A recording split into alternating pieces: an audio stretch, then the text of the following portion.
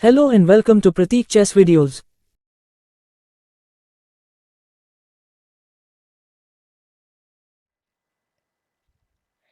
Hey there friends, today we're going to see game between, Vishwanathan Anand J versus Lautier. Joel Lautier, he's certainly a tough one to be against. But still, we can, yeah, he is quite a resourceful player there,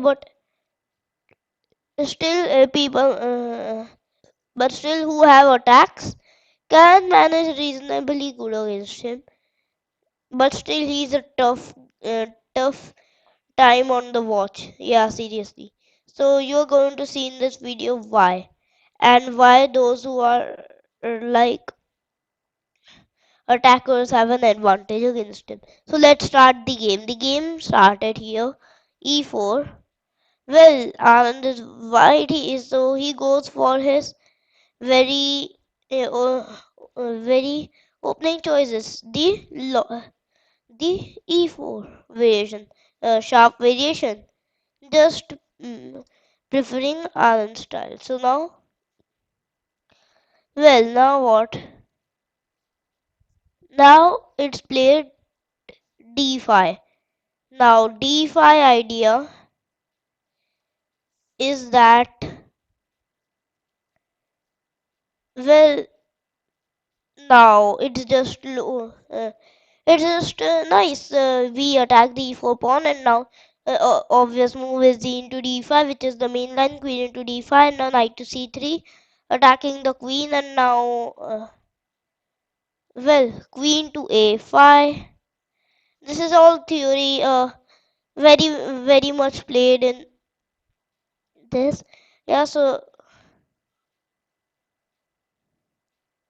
yeah. Now what? All right. This is very very much played here. So not a bad move, I can say. But actually, this opening is kind of little bit dubious, don't you think? Yeah. I mean, yes, it's kind of a dubious opening, and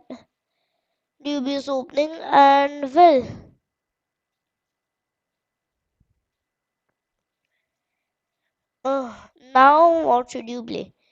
Now there are ideas here. Well, typically, what kind of ideas? Well, to see that, let's go on and see what's in the theory actually. Now here d4 is most played of all the moves, and now after d4, controlling the e5 square. Oopsies.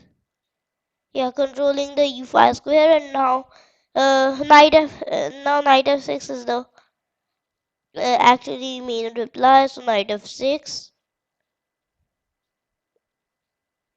and now knight f3. Well, idea here is bishop c4 and then short castle. Very well played. So yeah, that's the thing now. So now c6 should be played, and c6 idea is controlling the d5 square so that no d5 get marched on. So yeah, oh, yeah, the d5 square will be secured by the knight, the queen, and the pawn. So that's the idea here. And now bishop to c4. Now short castle is coming, and many things are coming. So yeah, bishop e4 is a nice move. And now bishop to f5. Bishop to f5. And bishop to f5, we develop the bishop first before taking out the pawn on e6, so that we then can develop another bishop and then short castle and bring the king to safety. And now bishop to d2. Idea is to play knight to I think the idea is just to develop because there are no nasty discovered threats, at least now, on the watch today. So uh, now e6. Black also disregards the threats, and now black just plays e6. But well, that's the main theory, and Anand had something in preparation, and he played knight e5. Knight e5 has the idea of, well, sometime we can play f4 and g4. G4 is a common idea.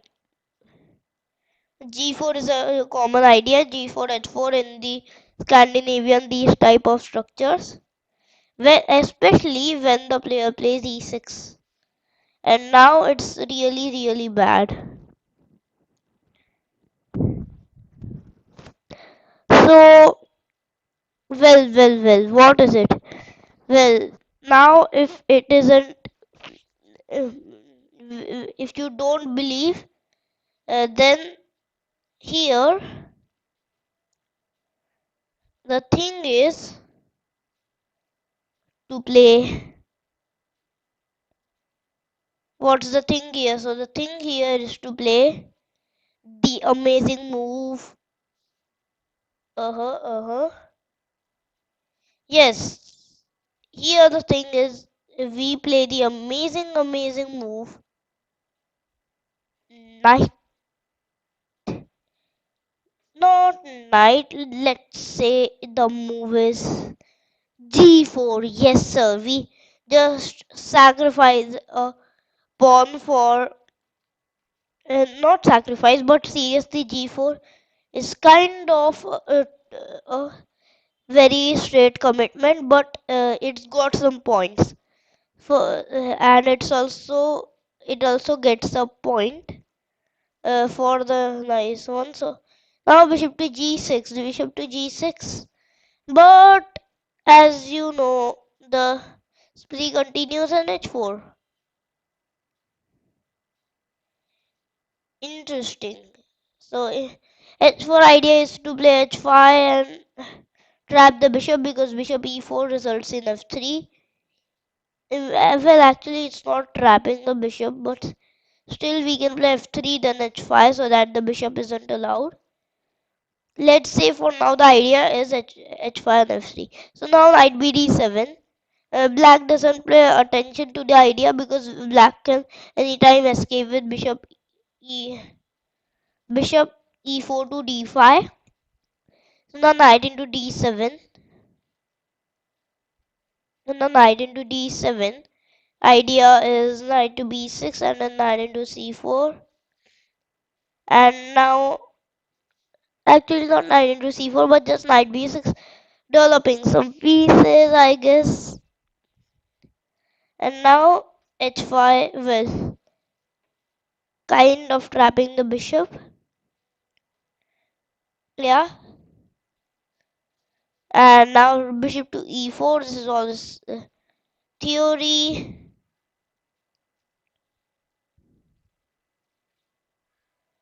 And yup.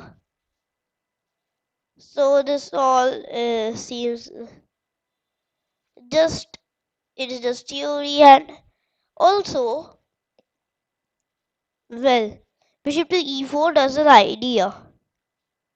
What is the idea, you may think? So now let's see what's the idea. Yeah. So, well,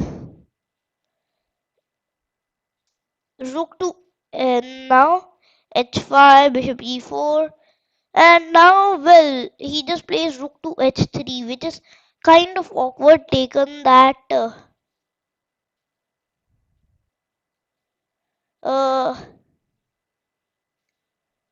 taken that this can result in very bad consequences, obviously. uh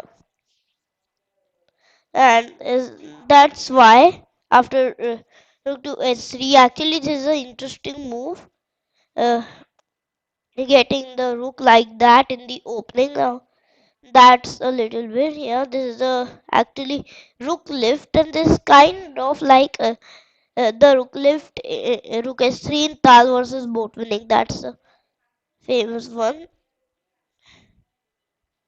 And well, now bishop to g2, and also stockfish. The engine has nerves of steel, and actually in this position, if you turn on, it would suggest short castle here. Yes, I know nobody would play this, but still it is the engines move like the line this king side, but still the engine says it. I guess we should follow its order, and actually you cannot take the bishop because the the king is pinned. So yeah. So now after rook to s3, now bishop to g2. We attack, but we entangle ourselves in this uh, web of this.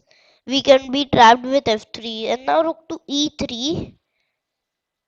Uh, and after rook to b3, e3, knight to b6, attacking the bishop, and well,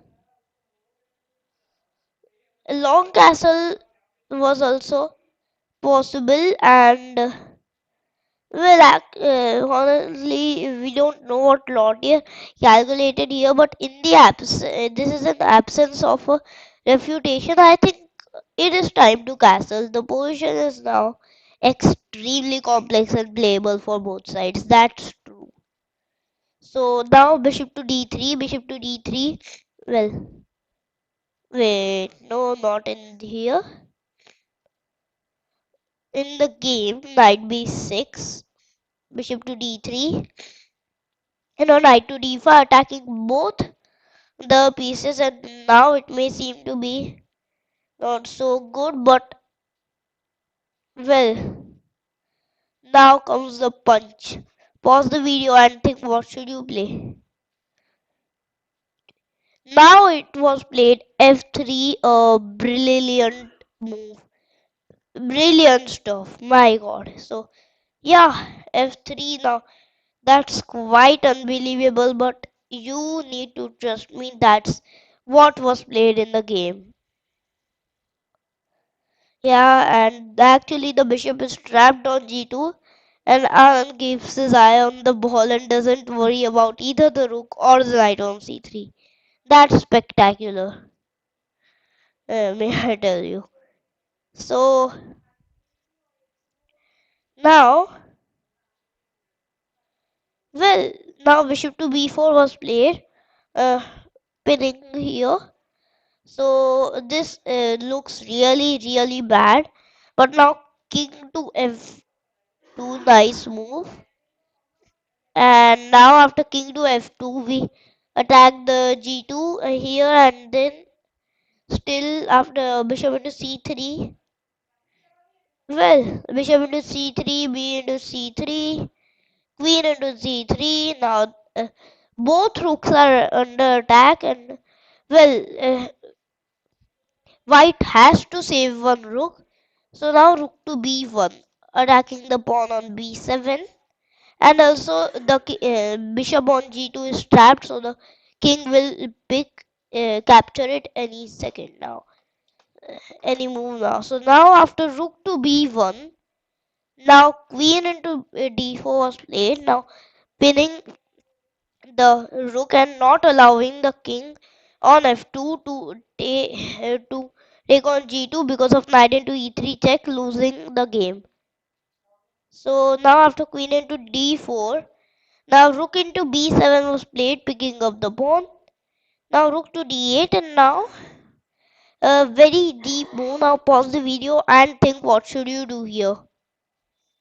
Now very deep move, h6. This may not seem like very very spectacular, but this move anticipates the next. Now, where does the analyst assign and the world exclamation mark in such a case. Yeah, so the spectacular move, the one that anticipated. Why not both? So, well, now what is the idea of h6? You will know. So now g into h6, and now pause the video again and think what was the idea of h6 that made h6 such a spectacular move.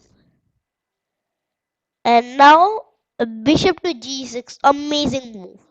Bishop to g6, we sacrifice the queen in anticipation of a beautiful mate. This move is also a quiet move in that no check is given and no capture is made. But the threats to pick off the queen and give mate are very decisive. Black cannot defend here. So now after bishop to g6, knight to e7. Knight to e7 had to be played here because if you see in the spectacular finish of queen into d1, then rook into e6 check, king f8, bishop into h6 check, and then bishop into f7 mate would follow. That is completely amazing. So knight e7 was played in the game, but now, well, just queen into d4, and then after rook into d4 check, uh, rook into d4, not a check. Now here comes rook to d3 is nice use of the lifeline tactic that we save a piece while trapping one. Yeah, we save the g6 bishop with attacking the other. This is a counter attack. Yeah, yeah. The entire point is that the bishop on g2 is still trapped. Lautier played on a few moves before resigning. So now rook to d8, rook into d8 check, king into d8, and then finally after bishop d3, bishop to h1, and the finishing move is bishop to e2, just consolidating the f3 pawn before playing king g1 and then trapping the bishop. Just an amazing game here. So this was the amazing game. Well, what did we learn from this game? We learned from this game that often a preparatory move like in this game h6 can help in executing the main idea, which was bishop to g6. So sometimes you will need to include a preparatory move before starting a combination or an attack, or just a strategical operation on the opponent. So this was the game. I hope you like this video. Don't forget to click the subscribe button and the bell icon. Thank you.